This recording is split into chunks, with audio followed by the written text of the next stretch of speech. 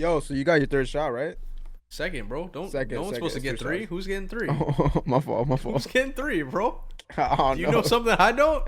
No, no, no. Hilarious. All right, guys. Welcome back to another. Dang it. Another. All right, It's been a guys, long welcome day. back to another podcast of Something Creative. I am co-host Lugo, and this is Josh. What up, y'all? I'm Joshy Gons. This is episode 10-ish, and we're doing a Q&A. I think it is 10. I'm not sure the exact. We got This cooked is one, 10. and Be I'm confident. not good at math. Okay.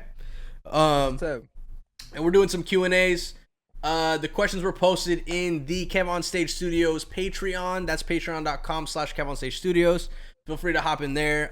You get bonus episodes of Here's the Thing every week. You also get the live stream of the current episode. Not the current. The episode that airs the week of. We shoot that the day before, and you get to watch that live. We're always chopping it up with the Patreon. They get mad exclusive stuff. List goes on and on. So today we took to them. Also, I asked my Twitch stream, twitch.tv/JoshyGons with two Z's, because there's another imposter out there that has Joshy Gons. Trash. I'm gonna find him. Actually, low key, I'm gonna pull up on the whisper. It's interesting. DMs on Twitch are whispers. That's what they're called. They're whispers. Oh, so it's like a voice chat? No, it's literally it's DM, but it's like, Ed, whisper me. It's like, what? Wait, what? I don't like it. I don't like the Oh, sound it's of it. kind of like Facebook when you like poke someone. Yeah, but this is actually like a chat thread. That's their messaging, direct messaging. Sus. Anyway, enough of Twitch. I asked Imagine them, some drama on TMZ, and they're like, "Bro, I whispered to you on." I whispered. Your whispers were crazy, fam. Nah. It's episode 10-ish. I'm kind of all over the place because, as Lugo just said, I got not my third dose. There's not 3-dose vaccines out there. If they're being advertised to you, please talk with your local representative of CDC. I don't know how it goes. Yeah, I'm feeling interesting. Please talk with your local governor. Yeah, I got hit my second dosey in the shoulder today. In the shoulder or the arm? Shoulder muscle up here. Oh, my band-aid is. Yeah, the same spot. It's really the first one. It's already feeling a little sore, which probably means I'm gonna feel symptoms again. Good for me. Last time wasn't too crazy though. I had the next day, afternoon, my body got a little fatigued, and then I started getting like a light fever, which I wasn't like sweating, but I could tell my body was getting warm, and my face is a little red, so I feel like that's kind of happening. But But if y'all tune in tomorrow, Josh will be live on Twitch to do updates on the. No, COVID low key, vaccine. I'm gonna try to stream in the morning, probably Yeah, when this bro. is airing, like an hour after when this airs.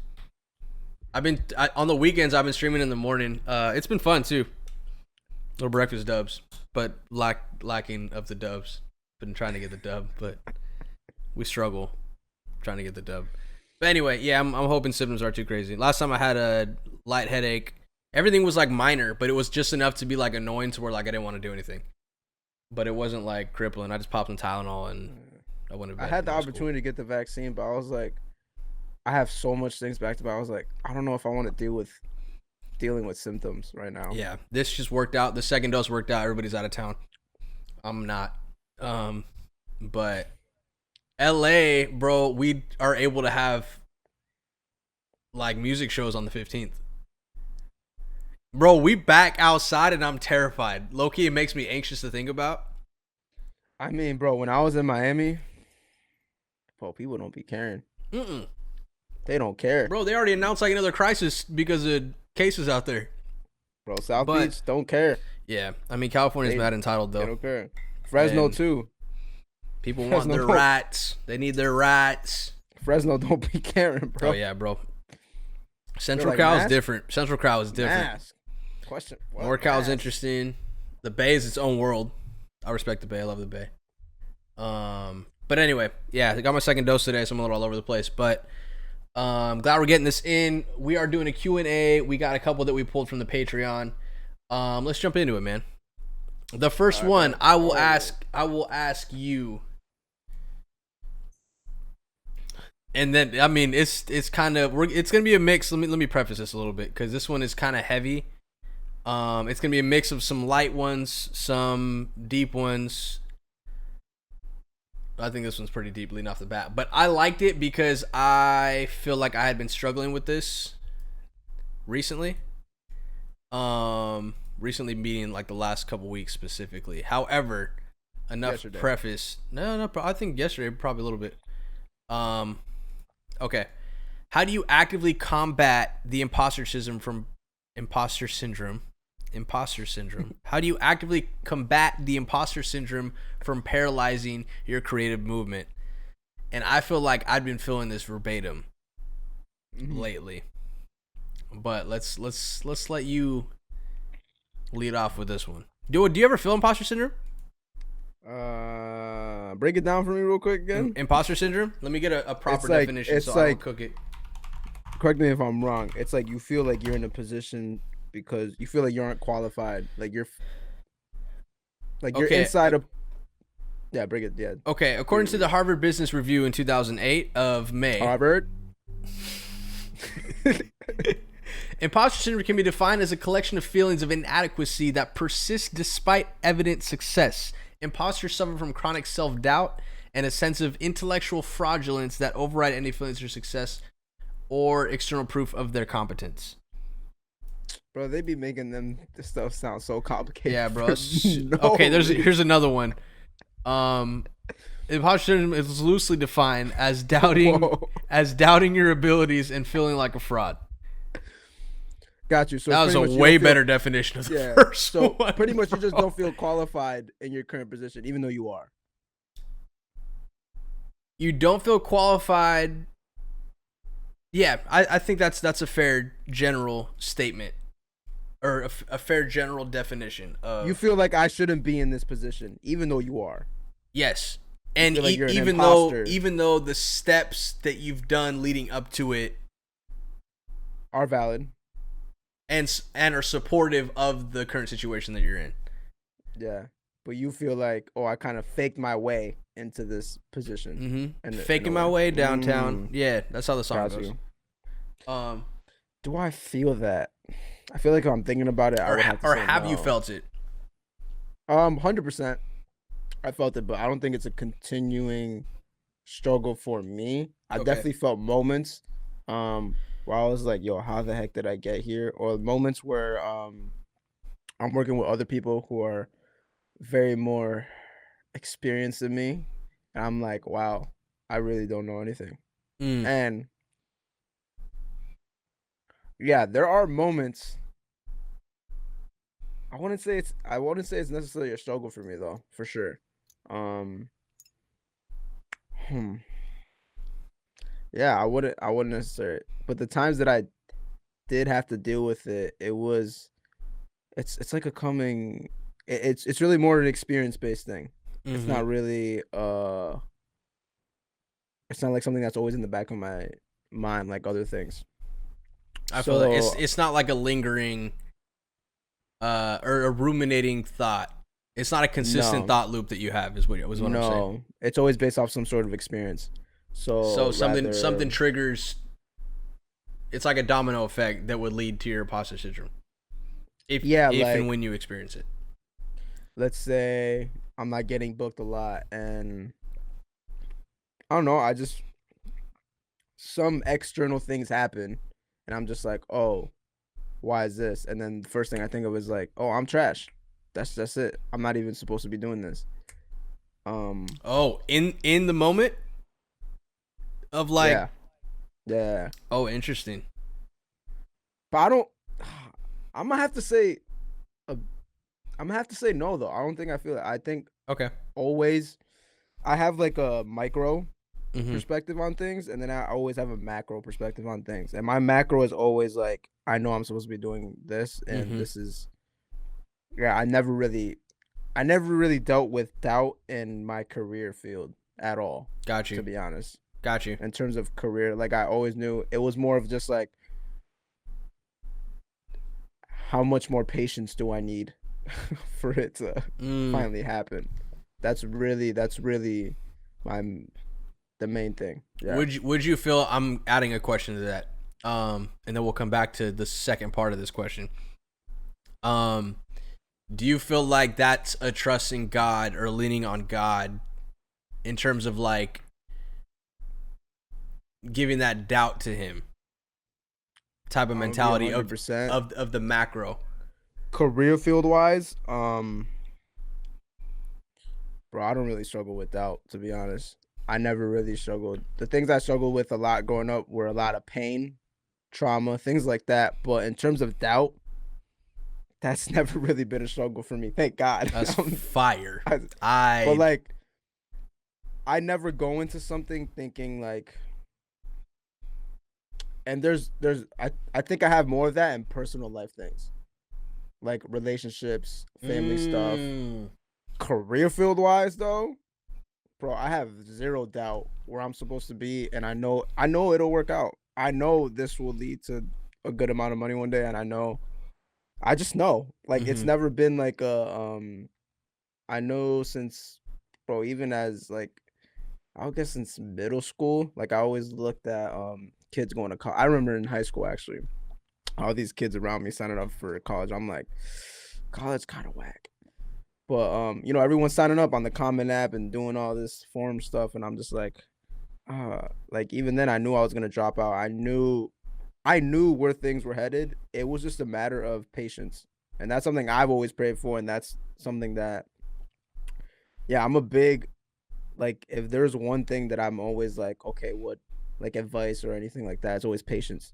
You could always have a little bit of more patience, and it's just okay. like, yeah. So I don't, career field wise, I don't really deal with doubt, to be honest. That's solid. There's definitely times when it's scary Mm-hmm. in terms of Like Uncharted, like an Uncharted territory. yeah, where it's like what is gonna happen, Mm-hmm. but there's always a way out of whatever. Mm-hmm. Like there just always is. And yeah, I never, like, the overall doubt of like my career, no, I've never even questioned it, to be honest. Yeah. I mean, that's all. I think that's a really good takeaway. Is there's always, like you said, a way out. Oh, my air just kicked on. Like there's always a way. There's always a problem solving solution, right? In terms of not the way out. I forgot how you worded it, but like, Yeah, there's just always like, I guess the way, I don't know, the way my mind worked even since as a kid, like mm-hmm. I was never scared of what I am doing. Mm-hmm. I mean, career wise, because I knew I would just always finesse something together. Yeah. Like rather like if I'm in school or I'm in the career field, like I'll always figure out something to put together or something to make money or something to make rent, or like I'll just figure it out. There's always something to do. And I think that's just the reality of things. Now in some situations for sure there's like, okay, there's nothing. I mean, I always believe there's something to do. There's always something to do. Mm-hmm. But yeah, I think it's getting over that hurdle when something does happen or you don't know what's about to happen, and then just getting stuck in that, and then just pivoting. It's just all about pivoting.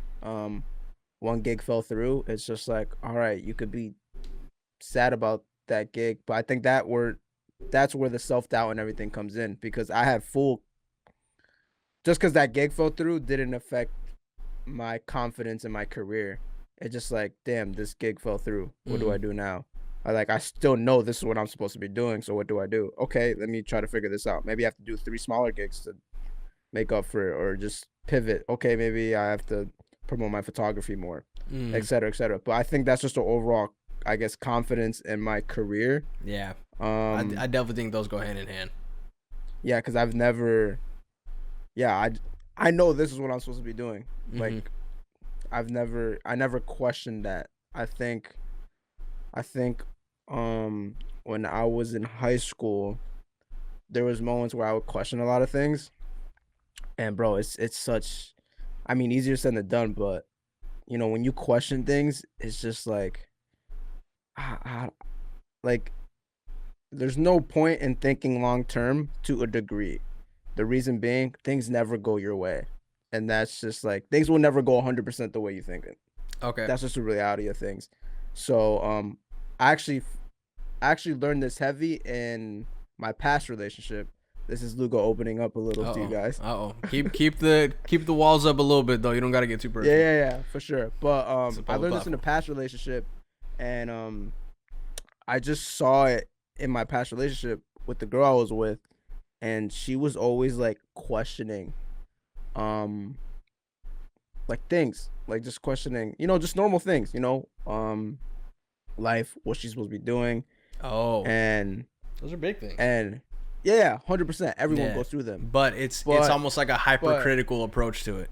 yeah, but it stopped her because it's almost like if this is not what I'm supposed to be doing, I'm not gonna go into it 100%. The way my mind works is I don't know if this is 100% what I'm supposed to be doing, but I'm gonna give it 100%. And if it doesn't work out, now I know that's not what I'm supposed to be doing, and I just pivot. Got you. And um, and yeah, so through like that and stuff I was going through at the time, I was able to figure out, oh, people tell you like, oh, God has a plan, whatever. Don't even stress, whatever. But until things actually happen, you don't really see it. And then once you start planning for things and, you know, things are going great, things are going perfect, right? And then stuff still happens, you're like, all right, like, there's no point of even thinking like, yo, and not to say like you don't set goals, you didn't set, what is it, like goals or like things you want to achieve like in 5 years or whatever. But it's just like, I think for like a year by year or like, I don't know.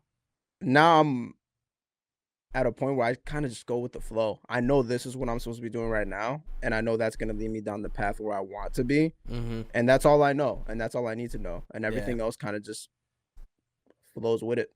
And I guess like you said, that goes hand in hand with the confidence, with the career. So the second part of this question is, like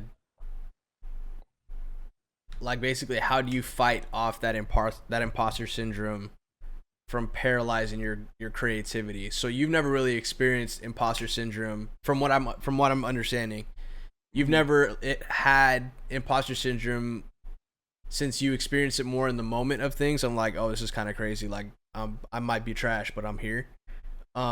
It's never like been to the point where it's stunted your creativity or like been a roadblock for your creative side because you're like, oh, I'm not supposed to be here. Yeah. Before I was in my actual career field, before I figured out this is something I wanted to do, yeah, for sure, it was a common thing. I always, you're just confused. You're like, I don't know what I'm supposed to be doing. So you're just in self-doubt all the time because you don't know what you're supposed to be doing. But once I got into video and I was like, oh, this is it. Yeah. But I guess one way of fighting it, there's not, yes, it is the mental thing, but like I said, like, it's just straight up experience. If there's one thing I prayed for, I remember this. I remember this very vividly. When I went to college, there's one prayer I prayed for. I said, God, I want all the failures possible to be where I'm supposed to be at. And I feel like God looked down and he was like, bet. Bro, that year, bro, so much stuff happened that were trash. And then I always just went back to that prayer. I was like, yo, this is what I pray for and this is what I need. And through that, it sucked, but man, now like I just don't question things anymore. Just this is it. Bro, that prayer is terrifying. It is terrifying. And bro, I just went into, because when I went into college, I mentioned this before, I knew I was going to drop out. And I went into a big university because I didn't want to. I wanted something uncomfortable that I wasn't used to.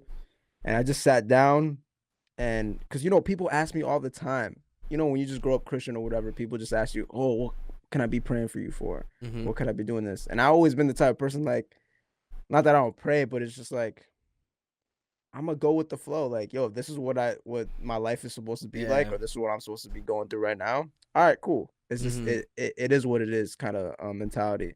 So I prayed and I said, yo, I want all the failures possible that I need. Period. There's nothing else. And bro, I swear, God looked down and he said, bet, say less. That's heavy, man. I don't know.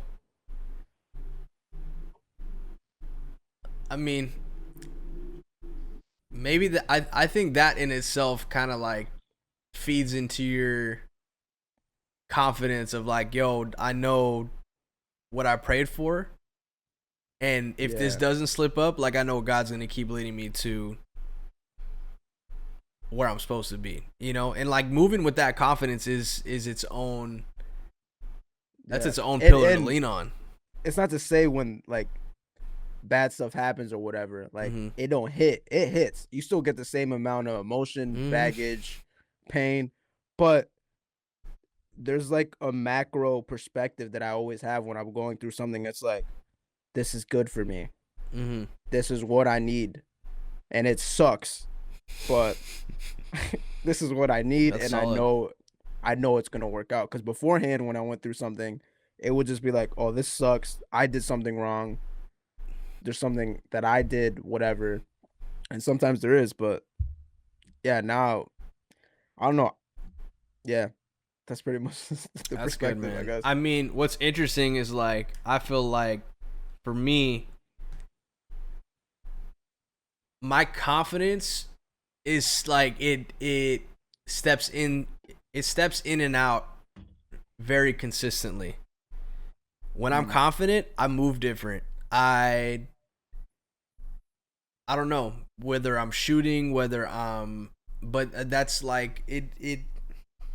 How would you define confidence? Because it's weird coming from me because yo, I grew up like a super shy kid, super like this. But anything like that has to do with betting on myself, easy. Nah, really easy, so easy. I know what I'm capable of. Don't get me, and that's the thing too, is I know what I'm capable of. I know I'm multifaceted. I know, but what's crazy is like then I'll be like, oh, multifaceted, but what's the saying? Maybe I'm a jack of all trades. Instead of a master of none. In a master of none. Because growing up, I stayed busy. I did mad sports. Yeah. And like, I'd start, but same. I'd be okay, you know? Yeah. I honestly can relate. Because before I found this career field, that was something I struggled with. And I did mad sports. I did drumming. I tried to get into drawing. Like, there's so many things I was starting and then quitting. Bro, me too. So many things. Me too. So many mad things. Instruments, mad hobbies. Yeah. And that's why getting into video, I was scared because me too. I thought it was gonna be another one of these things. 1,000%. But I think for me, it was a point that was different though. For me, it was a point once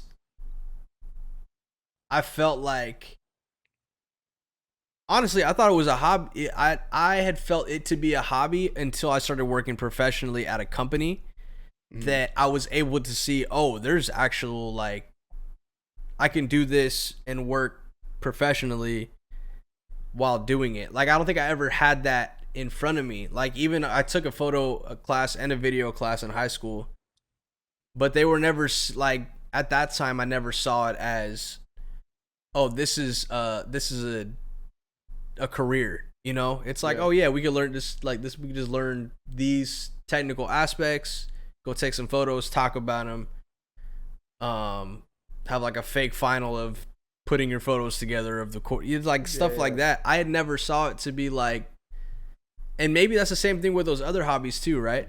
Those other things that we tried, we never really saw them to be something serious, bigger or serious than they were at the time. Because there just wasn't those examples that there are now. Like, bro, like, I was at Best Buy the other day, and there was a little girl and her dad. She was walking around with a little, like, Canon G7X, like the classic vlog camera that everybody. Man. But she was getting, and I saw, like, her microphone was, like, broken, and she had, like, one of those Rode Video Mic Go's. Yeah. Not sponsored, but please, Rode, send us some stuff, because a lot of money's been spent on Rode. Anyway, a lot. I just bought the Rodecaster Pro. Did you really? It's fire, bro. Bro, I had to return this. I'm gonna return this interface. Side note, because bro, there's so much interference. It's not even funny. So, A1. I'm literally about to order one for the studio and get in the Rodecaster. I'm taking that on the road. Yeah. No, the Rodecaster was supposed to come in today. It got delayed. I'm tight. It's supposed to be here tomorrow. You gotta get out of Springfield, bro. You just road, please. It's free promo, man. Just throw me a roadcaster. We're gonna buy one regardless for the road. Dang it. You know, we could have two. Could have one everywhere. Anyway, no shot. No. Here we go. I saw it was almost like the dad knew this could be something, right? I mean, there's mad YouTube, like the whole show improve is been done. It's so tough to build from scratch now because everybody's done it. You know, it wasn't a thing, so people were pioneering. But now, like, there's kids that like know this can be a job. And I saw something on Twitter the other day of like top 3 jobs that like younger kids are looking forward to. It was like it was like around content creation, which is fire, which is amazing. But that wasn't heard of, not at all, and that wasn't a concept, you know, and that's why like I feel like I started not so late, but outside of it just being a hobby or it being like a side thing that was cool to do at like family functions, whatever, be the one running around with a camera, which was cool, but nothing ever came from it, you know. Like I never made anything out of it outside of like, okay, like here's your camera back, Uncle. Like there's mad photos. You're welcome. I think that's based off because I even remember in high school like seeing YouTubers seeing this, but like there was no knowledge on like how are these guys making money? Like it was always that question. It was like, okay, these guys must be doing this for fun or some like. No doubt. It almost felt like, oh, that's almost like the same thing as looking up to like Bill Gates or something. That's the 1%. You know what I'm saying? They just got lucky. Like there's no way around it. Yeah. So for me,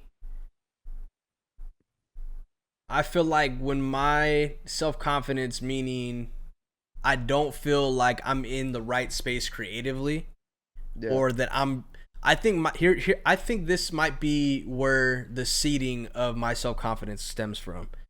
It's seeding. This man preaching. Preach it out, bro. The seed. Amen. Preach it out. No, I feel like it blooms, amen, when I start comparing myself and I start seeing, like this past week, I'm not going to get specific. This past week, I saw some opportunities. I'm like, man, I should be in that conversation, which I know I am, but that's another conversation in itself. But long story short, I'm like, okay, I'm not here in this opportunity conversation that's activated, at least that's moving forward with. I'm not doing stuff that's leading to those consistently, or at least, but I know I could do it. But I mean, does that mean I need to show improve in order to get that? So then that just starts a whole separate thought loop of like what I should be working on, what I should be creating. But then I'm like, nah, that's a whole beeline of stuff that I should be focusing on, right? So I feel like my self-confidence gets tripped when I start seeing what somebody else is doing, and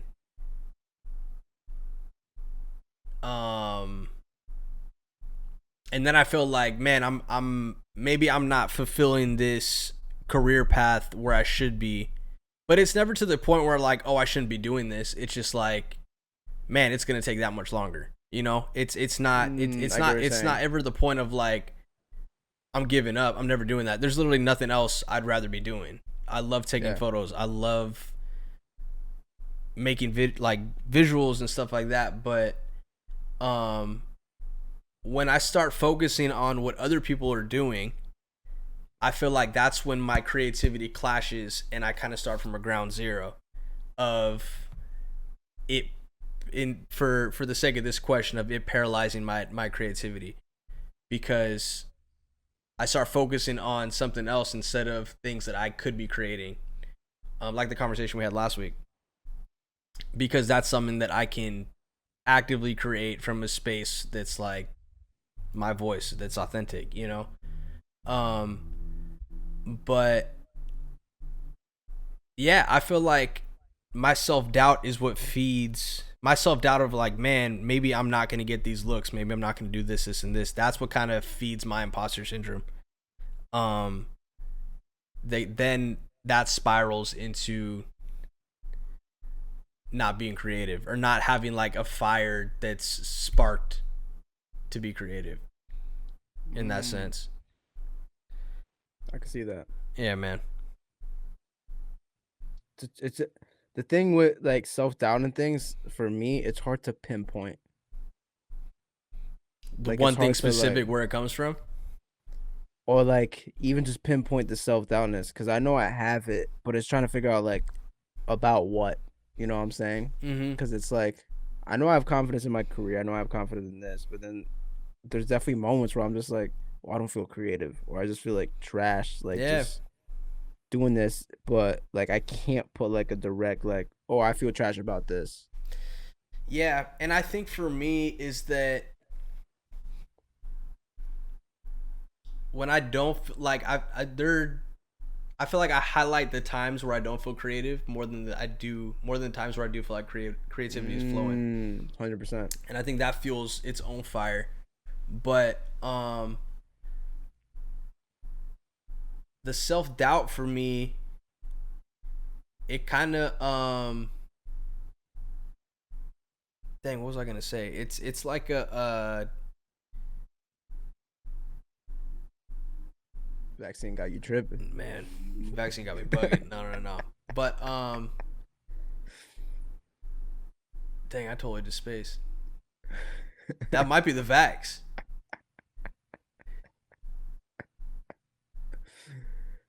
Son of a gun.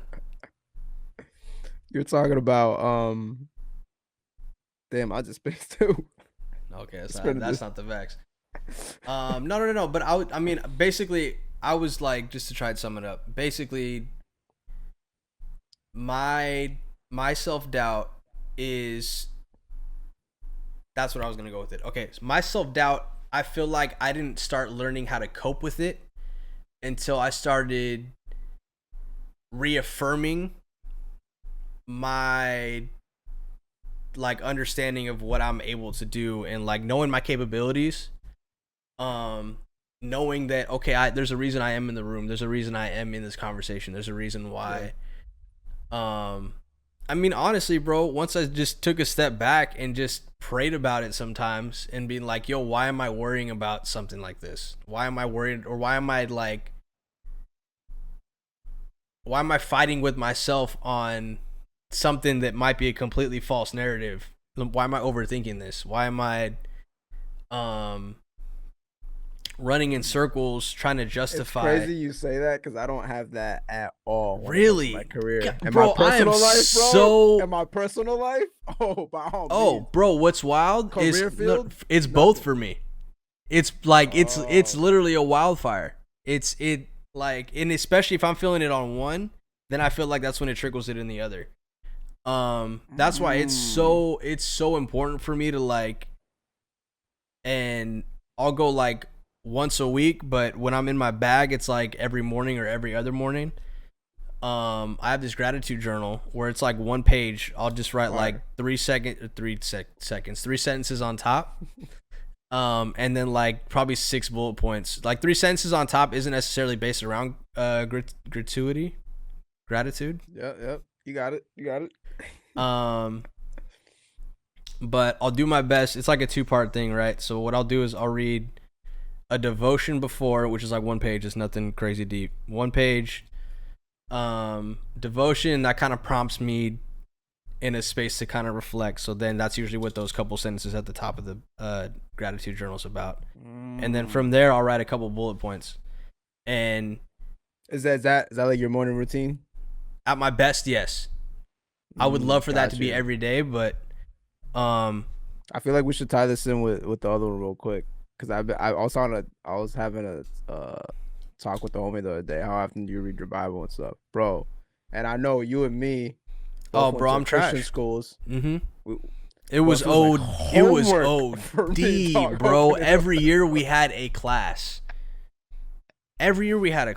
Which I had a church history class. I had a sociology class, which was really like a Christian perspective class, and then I also had a Bible class. Mm-hmm.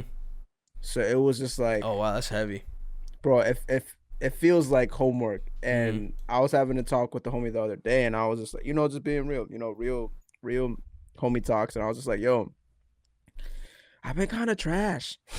I just been trash, and not even like. And I think it's putting a lot of the pressure, especially as like Christian or whatever you believe in, when you put such a pressure on something so specific. For me, it's so hard to get done. Like, read your Bible. I'm like, ugh, yeah, all right. And then I'll have like some days where I'm good and stuff. And even when I am doing it, it's just like I'm just checking off the box. It doesn't really feel like I'm in. Yeah. And I feel like now what I learned is, yo, I'm gonna just be intentional, and I'm gonna just cut like an hour where I could just sit, don't play music, don't just think. And if I feel like reading the Bible, I'll read the Bible. But it's just being present, and just being there with God, and just leaving it as that, like no pressure on it. Yeah. And I feel like that's been helping me a lot more be consistent. Yeah. I mean, and I think it's finding those steps to go with it too, though, right? Because like for me, I mean, I would love to be in the Word in a way more consistent and in-depth capacity. But it's tough, hard. for me, it's as so it is, hard, bro. Like even that little routine alone is like 10 to 15 minutes, and it don't take long, but still like having. Sometimes it feels like a checkbox, and I'm like, this isn't good mentally just to be doing it to get it out the way. Exactly. However, I know the difference in the days to when I do it and because honestly, like what's nice about that gratuity journal, what is going on, bro? I'm pretty sure that's a word, right? Gratuity is, but like, yeah, what's the gratuity for this bill? Yeah. For the like tab. The gratitude journal, what those things that I end up writing, sometimes there's a couple that are consistent that pop up, but those turn into their own affirmations in themselves, right? I'm grateful to be working in the space that I'm working in for this long consistently. I'm grateful to be able to jump on the phone and call somebody and talk, little things, but all that does on a daily basis, it focuses the thoughts leading off the day on the good instead of what could go wrong. And I noticed that difference alone can make or break how I go into the day when I step outside the house. But those are little things that can help, and I mean, it's wild, right? Because like coming out of, I don't know if I talked about this publicly, but coming out of our last shoot in Boston, Boston adjacent, since there's mad cities Boston adjacent, but I was on this crazy like work high because the week after that I got to produce, it's out now, I got to produce this performance piece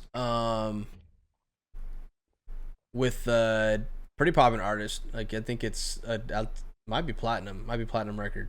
He's got a record with Drake, Young Blue, a song called Your Mind Still. It's a good song. But we got to produce that off like a whim, and like that's something that I hadn't done in a while, but it came together, so I was super happy about that. I like rekindled a friendship that I had mad resentment through or over years. There was so much good that happened, right? And then like the following week, like one of my family friends that like we grew up with, like their mom passed away, and I feel like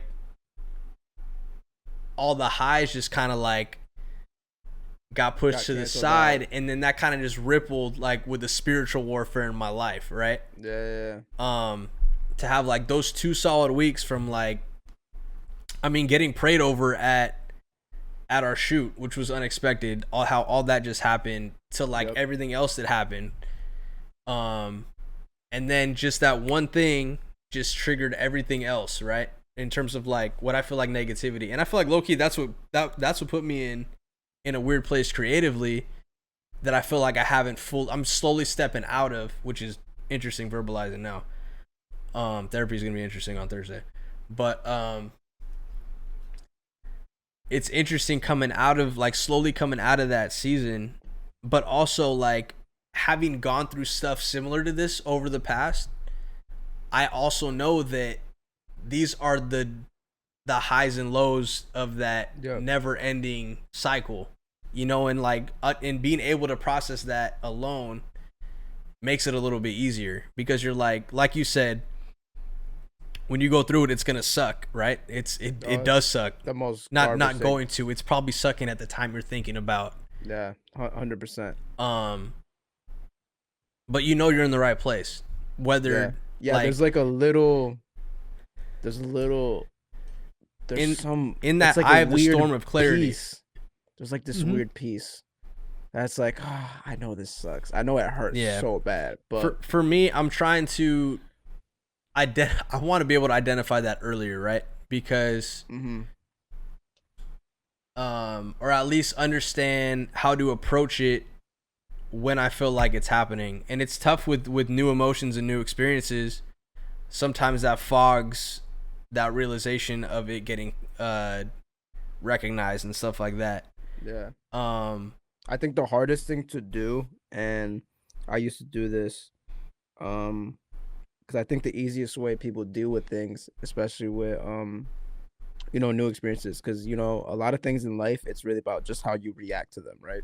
That's really what life is, how you react to things that happen to you. And the more you get older, the more you learn more about yourself, you get better at reacting, because that's all you can control. That's all that I can control. And beforehand, what I used to do is I used to just not try to react. And it almost used to be like when something bad happened, it's almost like, it is what it is. It is what it is. And some people might think that's a good mentality, but that's dangerous. I used to think like that, and you almost become numb to a thing where it's like nothing matters. Yeah. You know what I'm saying? And things should matter. And you get cynical too, right? Oh, you get so cynical. And even for me, I already have just a cynical mind in general. Just like comedic wise or just whatever. Like I'm naturally just a cynical person. And so I used to think heavily like that. Like I used to be like, it just is what it is. You know what I'm saying? This is part of life. Yeah. But I was really feeling some other things, which is like, the more you feel what you feel, the more, not that it gets easier, but you just learn about yourself and you just learn how to react. So the next time that happens, it's gonna hurt, but there's a weird piece to it. And I think suppressing emotions is definitely, it's terrifying. That's catastrophic. Yeah, it's one of the worst things you could do. So it's like, feel what you feel. It's cool. You feel pain, you feel whatever, feel it. But I think the biggest thing is just learning how to not control it, but there's a right time and place for things, bro. And I think it's allowing yourself to get there. It's allowing yourself to accept, like, I'm about to be sad, I'm gonna be sad. Yeah, it's just I'm gonna sit in this. I mean, you could listen to whatever, right? You could, but part of it is like not even fighting it. You just have to, because honestly, bite down and go through it. It makes the process longer if you know you need to be sad and you keep fighting it. It's just, you're just prolonging it. Yeah, that's suppression, bro. That's like, it's bottling emotion, and it's gonna 100%. Crack in a way, and it might not even be related to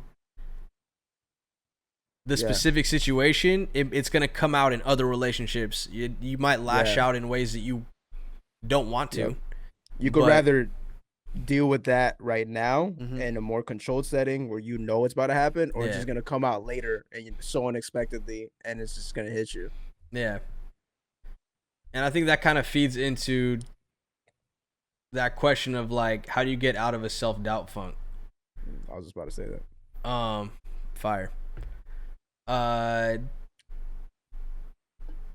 For me, it's like self-affirmations. it's praying, you know. It's definitely like, I don't know why, but I tie a lot of self-doubt to worry of, or like, I feel like they go hand in hand for me, at least. The self-doubt kind of ties into like a false narrative. I forgot what the word is specifically for that, but it's like it's focusing on things like you can't control. Yeah. And letting that become a big narrative instead of just questioning the entire thought or challenging the entire thought. And I think that's how I would answer, like, how to get out of a self-doubt funk is challenge the doubt. Like, if you're like, man, maybe Shout I do. out to Joseph Solomon. I don't know if you've seen that. I don't think I have. Doubt your doubts. That spoken word. No. That's probably the one that got him popping before anything. Oh wow, I gotta watch that. Yeah, you gotta watch it. Doubt your doubts is a great way to put it. Way better than I was about to say. So we're just gonna go shout to Joseph Solomon, doubt your doubts. But really though, it's like, it's what I mean by doubt your doubts or challenge them is like, if you're feeling like, man, I'm not supposed to be here, flip that. I am here. What if this does go right? What if I do kill this? When I do kill this, because I'm supposed to be here. Yeah. And there's honestly one thing I've learned. One of the things I've learned is learning how to laugh. Just laugh. And you could almost get it. I would say exploring emotions is cool because you could almost get the same cathartic feeling from crying than Come on, laughing. cathartic? Yeah, come on, man. I'm educated. You feel me? All right. Relax. College dropout. You feel me? So, you know, you could get the same cathartic feeling from like laughing as you do from crying, and it's like the example you just gave. What was it? It was you just said oh, when you feel like you can't be here, like, how did I get here? Thing. You could flip that and be like, yo, it's actually hilarious that I finessed the way I got here. You know, that's the way I think sometimes. Like, I shouldn't honestly be doing this. I learned all of this off YouTube for free, and it's actually hilarious that I'm able to be in the room. That's real though, man. So it's like, it's you know, you can even add to that too, though, bro. If I learn from this off of YouTube, I'm anybody, and not anybody can be here. Anybody can do this, but why not me? Why not me being in this situation? And it's just flipping the perspective. It really is just all perspective, because it's so easy for me to be like, yo, I'm not certified. I'm not educated. I dropped out of high school. I'm not out of high school. At a college. I'm not connected around here. I have no creative people around me. Versus, yo, I was able to learn this off YouTube. I was able to finesse a career out of this full time. I fully supporting and living on my own. And I created a whole creative network of homies all through social media. So there's two things. You can see the negative, you can see the positive, but I think if you just challenge yourself to the same amount of energy you're putting into the negativity side of things, try to push some positivity or different emotion. So sadness, I don't know, not happiness, but laughter. You know what I'm saying? So I think that's I've never thought about trying to laugh about it. Oh, you know, bro, life is fun. Which is wild, because I feel like one of my coping mechanisms is to joke about something. 100%. Which has gotten me in trouble. But I don't know why I've never tried to do that on something that I'm going through. Not like laugh about the situation. Obviously, if it's a dark situation, it's going to be dark. But to try and step back and be like, in terms of self-doubt specifically, like, yo, it is crazy. And I was thinking about that, something along those lines, actually, of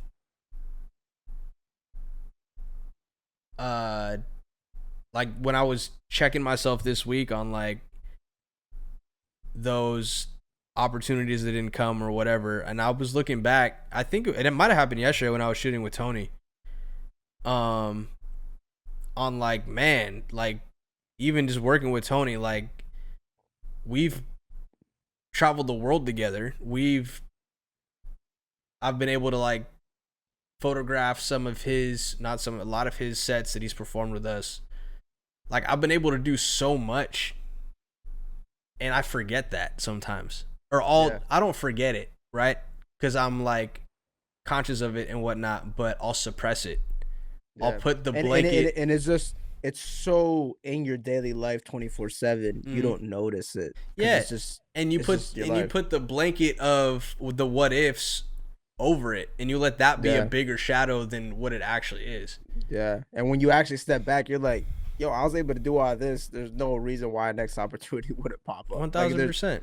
It's just, it's honestly crazy the way our human minds like just switch everything. Oh yeah, it's literally a marathon in its own sense. Yeah, this is never gonna completely go away. I'm in my acceptance and understanding of that. I just definitely think there's times where it gets easier than others to learn how to go against it or to learn how to challenge it. I've learned this a while ago, and it's just life gets harder, but you just learn how to deal with it better. And that's just the reality of it. Life is only getting harder, and sometimes you don't notice it because you just learn how to handle things better. You learn better perspective, better things. But yeah, life just gets more harder. Life just gets harder, more complicated, more complex, more strenuous, more stressful, more things to deal with, more people, more emotions. But you just learn over time. This isn't. And honestly, like I say this all the time, but it is the little things in life. It is the little things in life. Oh, 1000%, man. It is the smallest things in life that I figured out bring me the most joy. That's the stuff I really care about. Because honestly, I think that's why I have so much confidence in my career. It's because to a degree, I don't necessarily care about it. And to be honest, like I love what I do. I love everything. But bro, since a kid, I just want to be a great husband and a great father. That's all I ever cared about. So that's the stuff I really stress about. Yeah. This stuff, bro, this is all extra to me, to be honest. And I know I'm gonna find a lot more success in this without a doubt. But it's just like a lot of that stuff is just like in my mind, it's like a step-by-step thing. I know it's gonna happen. It's just like I just gotta work. It's like how hard do I want to work for it? But everything else in life, like the personal life stuff, that's where I really struggle with self-doubt, because it's like, man, that's stuff that just like you can't really do step by step. It's just that stuff like just organically happen. And I feel like that to a degree that almost might. This is my opinion, right? I feel like that also might pair with your light sense of almost not caring about all this. Yeah. Like 100%. It's not at the like. I mean, at the end of the day, I'm in the same boat too. Like none of this is that deep. Yeah. None of this is gonna change unless I let it. Unless I do something wild. None of this is gonna change the relationship that I have with my parents. The relationship that I have with my brother, with my friends. It's a very controlled setting. Yeah. It's like this can all go away, and I could still have people. Yeah. Then I still have what matters to me most. Exactly. Mind you, I'm grateful for all this. You know, like the success that's coming with it, the success that's gonna come with it, whatever idea of success that you have around career. But at the end of the day, like everything is temporary, right? Getting caught up in the temporal, like I think that's when you get most in your head, right? Yeah. You didn't think that was a word? It sounds kind of funny. It's a word. I think I said it wrong. I almost said tempura, as in the shrimp. Temporal. Mm-hmm. Temporal. Mm-hmm. I said temporal. Guys, we are Hispanic. I'm just gonna use that as an excuse. Temporal. Temporal. But nah, like I mean, the more, and I think that's where a lot of this can get triggered from too, right? Is the more you get caught up in what's temporary, the temporary success, the looks, the likes, the follows, the this, and this, the platform. One, you forget the narrative, you forget the authenticity, you forget the reason, you forget the why, you forget. It just doesn't. Or It don't matter. I had a conversation with a homie once, and he's wifed up. He's doing all this. He's great thing, but he was very stressed about his work and like his career. And I sat him down. I was like, "Yo, you got it like figured out to a degree." I'm like, "Bro, you got the most complicated thing in life that I would say is one of the hardest things." Like, bro, you got a wife, bro, and you like, and mind you, he was just married at the time, and he was stressing about this. So to the guy, I was like, "Bro, all this work stuff, like in my mind, bro, money comes and goes. I'll be able to figure out money however. That's not hard for me. It's nothing not complicated. It's always gonna be complicated." And but this man like just got married a few months back at the time, and I was just like, "Bro, you got that, bro. That's it. That's it, bro. Everything else is secondary, and it's very easy, quote unquote, to figure out. Obviously, things take hard work. Everything requires work, but it's like career wise, bro. Money comes and goes. Careers It'll comes always and goes. come and go. It's just, and that's something that is completely out of control. And it's like at the end of the day, bro, making money ain't hard to figure out. It really is not hard to make money, especially in this day and age. Now, if you're trying to be happy with what you do, okay, it might be a little bit more tricky, but like at the end of the day, you could bring money to the table, guaranteed. But stuff like finding a good relationship, making sure you and your parents are good, making sure you are building healthy habits with your homies around you, getting accountable, bro, that's the type of stuff that is more important than anything else, and it's overlooked now because it's so strenuous on like overthinking your career. Now it's like then you get to the career and it's like, oh, I forgot to work on this stuff. So that's why like I put so much emphasis on that portion of my life, and that's where I get a lot of self-doubt. That's where I put a lot of stress and everything, because I know it's way more valuable than anything in my career. And it just becomes secondary thoughts, and it's just like, okay, this is just work, and it's I love it, and I have personal projects I want to put out, and I want to do this, do that, but at the end of the day, like I know that's gonna happen, and I know about all that type personal life stuff is like, bro, this is the stuff I gotta focus on. And then that once you get that, everything else just bleeds into your career. And you're helping your career without even knowing it. Yeah, man. It's great. It took a lot more time than I thought it would. Yeah. We got through a couple questions, guys. We might continue this. I guess we could do like a fun one now. Yeah, let's do a fun one. Or what's fun here? You could pick one. What's a good one? Okay, what anime do you watch or have watched in your lifetime? Dragon Ball Z. And what video games did you or currently love besides FIFA? Okay, we'll do the anime. I know a lot of you anime nerds are gonna be like, that's not anime. That's not whatever. I don't care. Bro, I would say the most goated show, best storytelling ever, bro, is Avatar. No cap. That is my favorite show by far. Bro, I gotta get into anime. I've been wanting to. I need to download Crunchyroll. And I know Avatar is not considered anime, whatever. But bro, I don't know if you've seen Avatar. Not the show. I've seen the movie, but it's not. No. It's no. I know Airbender. Okay, I got you, bro. The storytelling in that, bro. He does the.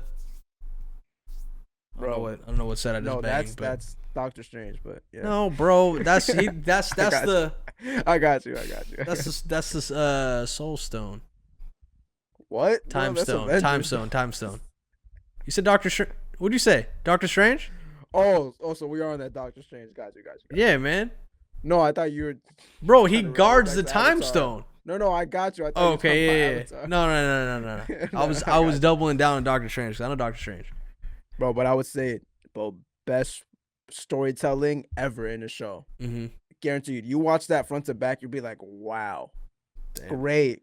Amazing storytelling. And that's the goated show. No cap. I'm all in. Zero cap. But my homie's been trying to get me into like real anime, like Crunchyroll and all that. Bro, it's too much yelling for me. If I'm being honest, it's a lot of content too. A lot of it's consumption. a lot of. It's very intense. Yeah. And I know there's some really good animes with some good storytelling. But yeah, for me it would be Avatar. I know it's not technically an anime. All you nerds will be out there like, come on, man, that's not anime. But yeah, I can't speak on that account in its entirety. Avatar's fire. I'll give Avatar a shot. You're about to say Dragon Ball Z? I mean, I haven't watched it consistently since I grew up, but I don't think I have. I've been wanting to get into anime. I just haven't. The shows I've been into have been a lot of long format. Bro, watch Avatar, dog. It's on Netflix too. Okay. I will. Okay. Because I'm gonna be upfront. The first season.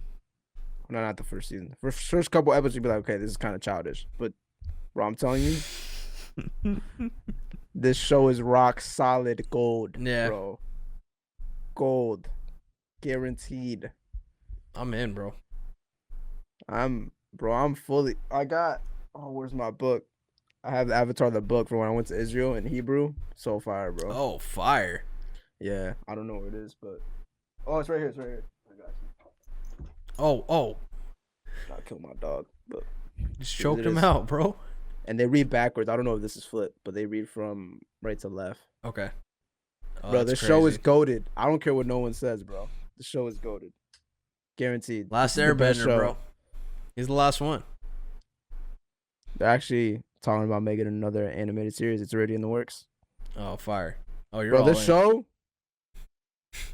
said it's goated. Has made me cry, bro. Many times. This is goated, bro. I'm not even capping, bro.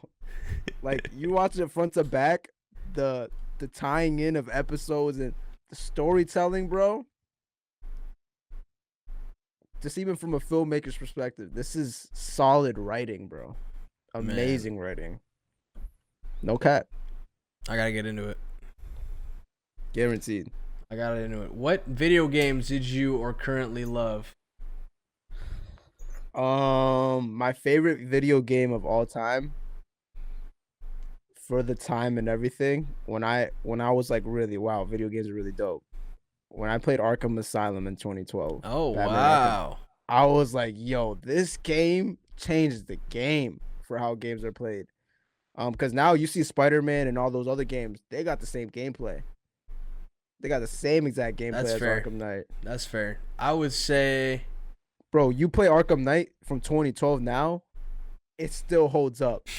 Like, it's crazy. Graphics, everything. I would put this game above Arkham Knight. Oh. What game? Red Dead Redemption. That was my favorite game, and then the second one came out. And it was fire. Hold on, bro. Was fire about the second one is that it was a prequel. Talking about online or no, just the story, bro. Trash. I'm gonna tell you one reason why the story was trash. No shot, bro. Me and my homie, the game that just came out at the time, we're like, all right, cool, let's play it. But bro, tell me why it took 50 minutes for one scene. There's no skip, bro. I was livid. 50 minutes? I don't remember that. Bro, it was so slow. It was such a slow story. Which one? The first one or the second one? I didn't even know there was two. Oh, bro. See, you got no weight on this. You can't. Oh, no, the second one. Okay, the second one came out, I think, 2018. Yeah, end of 2018 or beginning of 2018. Yeah. 2019. I played it in the pandemic, though. I didn't get to play it till late. Which was crazy. I remember early pandemic, I was like trying to pace myself with things that I was going to do every couple weeks so I didn't just like hoard everything out. But I personally love games that make you think. Make you actually think. Oh, like problem solving and stuff like that. A lot of games are way too easy, bro. Oh, bro, I'm okay, that's fair. I'm talking like I enjoyed the storyline of Red Dead Redemption, because the second one that came out was actually a prequel to the first one that came out. I think it's like 2009 or 2010. Yeah. But it was solid. Like at least like I said, the narrative though. But in terms of like an interactive, Like you actually got to think. Yeah, I would say Hitman or Assassin's Creed. Assassin's Creed is fire. Assassin's Creed is fire. For the sake of like making you think, you got to strategize. Is what I'm trying to say. Yeah. It's those just like fire. I like games that when you play, it's just like I actually have no idea what I'm doing. I don't know where I'm supposed to be going. Yeah. I like games like that because I don't. Other games is just like I don't know. This is too easy. Like you know exactly what you're supposed to be doing. When That's fair. Doing it. That's why I really respected Arkham Knight, and I love the whole hiding behind and. There's like a special name for and that's what you're talking about for like Spider-Man and whatnot. Yeah. Like I got you. I know what you're talking about that hiding around. Yeah, and that, bro, Arkham Knight was the one that pioneered that. Well, maybe Metal Gear. I don't think so though. I think Arkham Knight was the one that pioneered that. Maybe. I mean, Hitman's kind of like that. You're literally. Yeah. But I mean, you take that into fit Batman in. too. Dog, yeah, Batman. Oh, that's fire. That's and the true. Storyline, bro. I don't know if you ever played it. Arkham Knight. I mean, not Arkham Knight. Arkham Asylum. 2012. You played it? I didn't finish it, bro. That game. I just think it's. I'm a Batman fanatic. So just tying in all of that into that. Oh, bro, you gotta watch. You gotta watch the new Justice League. Oh yeah, I'm for sure watching it tomorrow. For sure. And let me know what you think about Ben Affleck. Bro, I got everything hooked up. I got the surround speakers. I put the Philips Hue HDMI sync with the lights. Oh my god, bro! I actually got to send you a video. It's all in the bedroom, bro. Dog. Oh, bro, you're out of here. Hey, dude, I've been deprived of movie theaters. This is the closest thing. I got to see Kong. Oh, Kong's about to be crazy tomorrow, bro. Oh. Nah, man. With the lights. In the theater, man. Bro. Listen. Go to the theater, bro. One of my life goals is this is gonna happen. When I build a crib, bro, I'm gonna build it from scratch, bro. I'm gonna have a basketball court, A1. I'm gonna build a full movie theater, bro, with the whole Rolls Royce star ceiling. Bro, you can do that. You can do that in the basement now. Hey, man. I was actually thinking about doing that in my room, the star thing. I was like, all right, stop.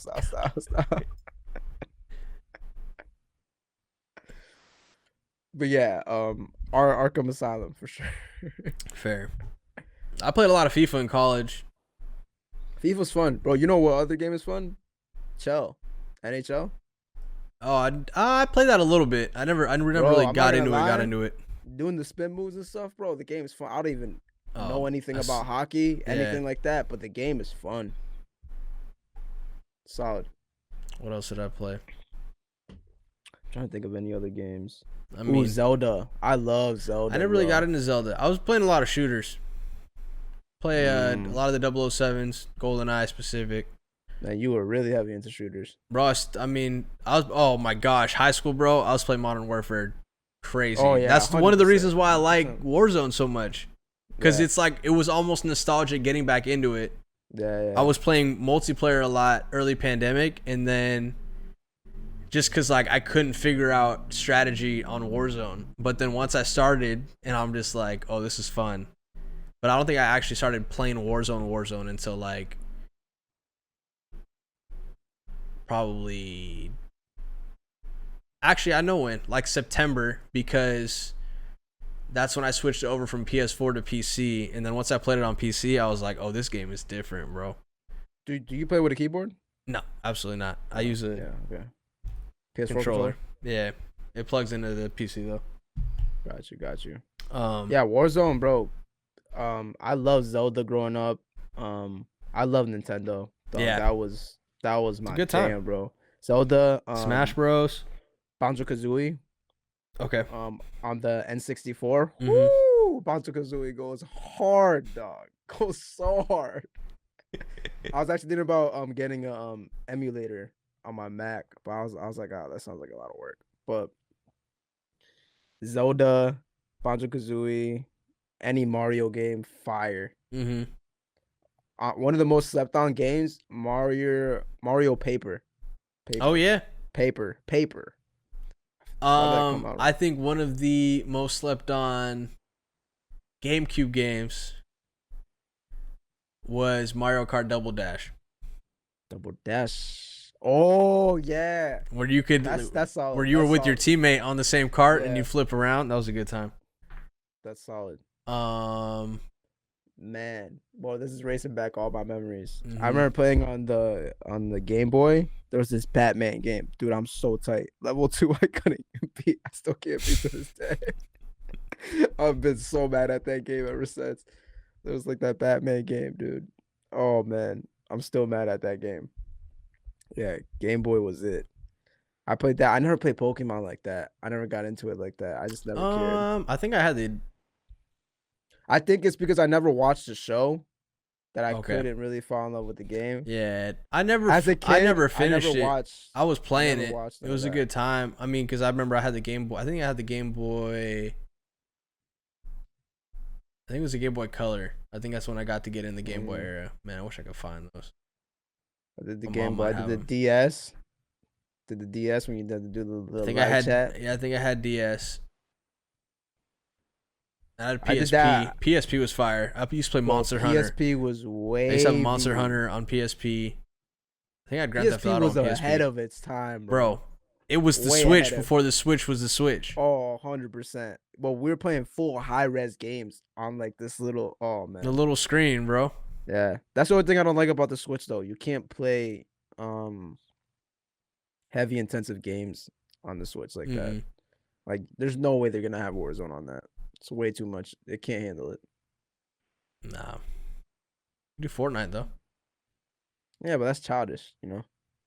Fortnite's hard, bro. One of the reasons why I didn't get into Battle Royale games was because I started playing Fortnite. And I'm just like, bro, building?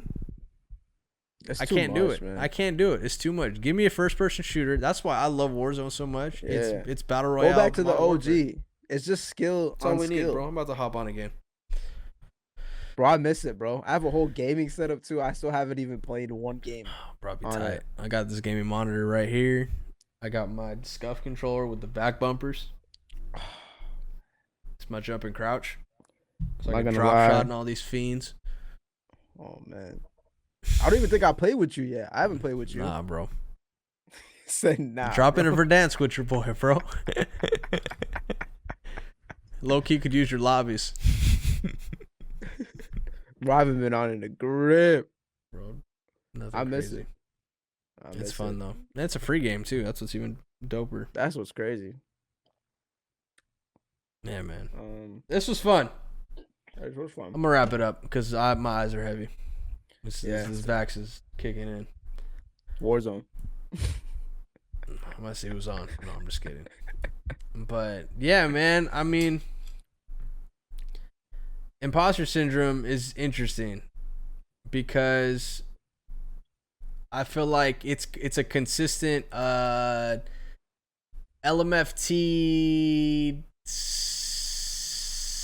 I want to say his name right. Stephon Lewis, who we had on the Love Hour. That would actually be a good episode to go back and watch if you want to learn more about Imposter Syndrome, Lugo. Yeah, I was on that episode because Kev was like, nah, you and Liz suffer from Imposter Syndrome most. Because Kev's too big ego, too big self-confidence to ever deal with Imposter Syndrome. But this LMFT, Stephon Lewis, is like a specialist in Imposter Syndrome. Oh, that's fire. And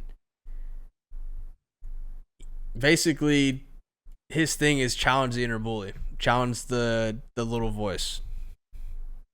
And that's how I feel like I fight it the most, is being able to just question or fight doubt, like, or how Joseph Solomon was talking about. Oh, bro, I gotta send that link. I'm gonna send it to you right now. It's a really great, really amazing. Just work against it, you know? But it's little by little, right?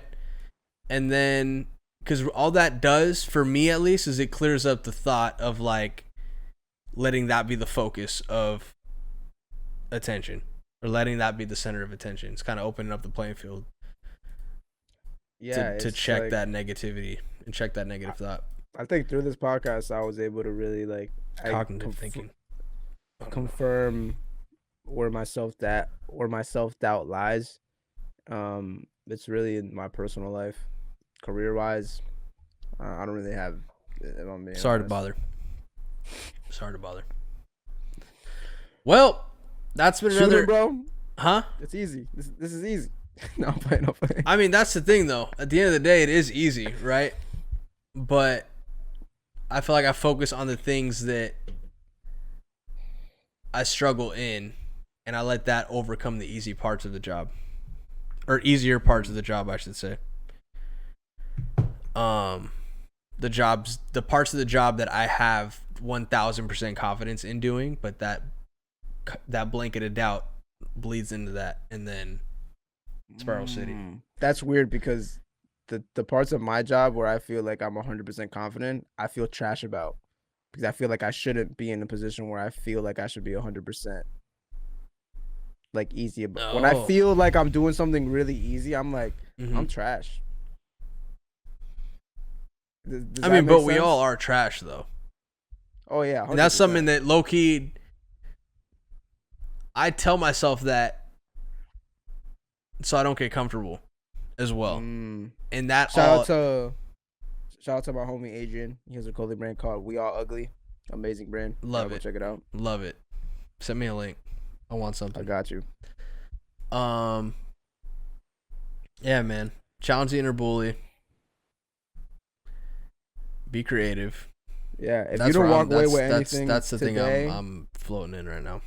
If you don't walk away with anything today, I guess the thing you should walk away with is watch Avatar.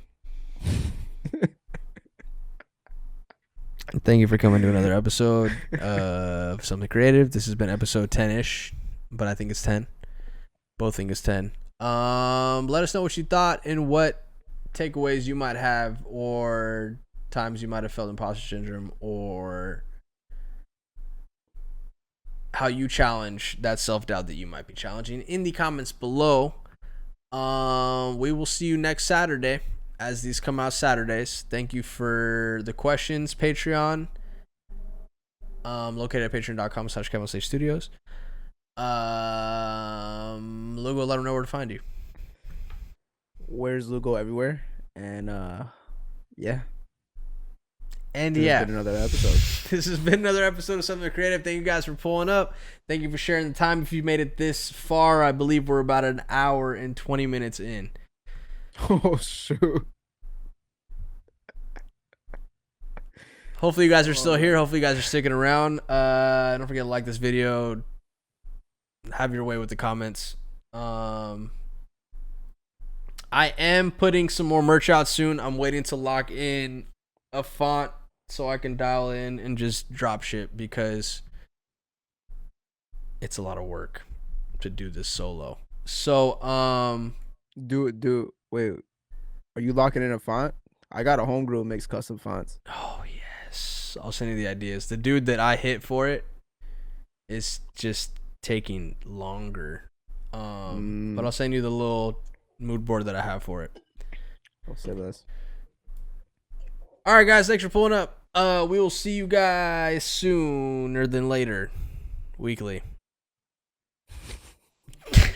Peace. Peace, guys.